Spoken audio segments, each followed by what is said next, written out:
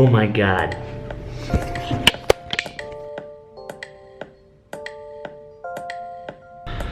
So there have been many instances in my life where I have been upset or disappointed by how things turn out, whether regarding work or whatever, and by a performance level, not like things that are out of my control, but something that like I want to go better and it's largely reflecting on me and it's just not taking off. Today went very poorly, largely because we didn't get much done what we wanted to get done. And somewhat that could be attributed to me. I had very little technical involvement. I was just a liaison, pointing people where they needed to be and making sure the right people were available to support, but things are just ramping up against me and I'm really freaked out.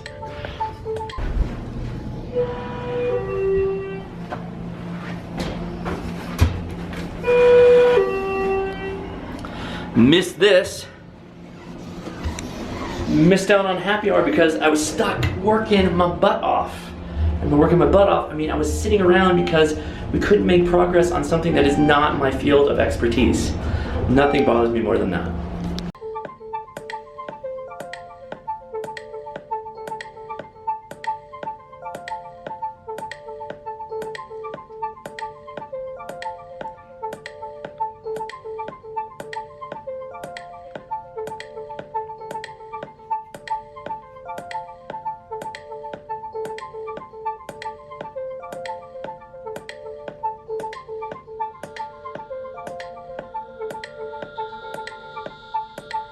I like this little archway though that they decided to build a wall into.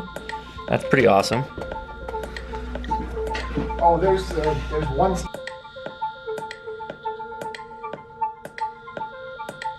That's like the hardest thing about traveling to a cold climate is that much of your suitcase space gets wrapped up with like cold climate gear so that you're prepared for the cold climate. Yeah. That's definitely the problem I'm having right now because I've got to keep like gloves and hat and many jackets, and I've got to take boots, which I normally wouldn't have boots. These are my boots. Stuff like that. Business travel is not as glamorous as I once thought it was. So the mining exchange was constructed in 1900 to 1902 by civic benefactor Winfield Scott Stratton. He made his fortune in the Cripple Creek gold boom of the 1890s. The building's purpose was to house the Colorado Springs Mining Exchange and promote regional mining companies and their stock. It was, and still is regarded, the most substantial and intact building associated with Stratton that remains. It was the first structure in the city to rise above 4 stories and house Colorado Springs Mining Stock Exchange in the 1920s. At the time, the building was one of the highest volume stock exchanges in the world. The exterior is solid granite down to the bedrock with no steel in the substructure. There are several original steel safes throughout the property, and is quoted as being the handsomest, largest, and most substantial structure in the city in the 1900s. And other than that, I find it just pretty damn cool. I like the idea of turning things that weren't traditionally hotels into things that are hotels, or something way beyond the purpose that they were ever supposed to be designed for. I was downstairs with one of my colleagues and he was telling me that places that had archways were either like stock exchanges or banks back in the times that it was built. And there's this history that you can see just throughout the whole building. And they do a really good job of preserving it, I think, and also bringing some newer touches. The marble that they have today harkens back to kind of an era of the old brick masonry and the facade, that French style, or is it Italian style?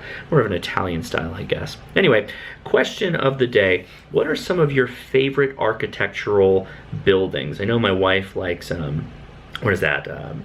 Flowing Water by Frank Lloyd Wright. Leia loves that. Anyway, tell me what you guys like in the comments below. I would love to hear your opinions.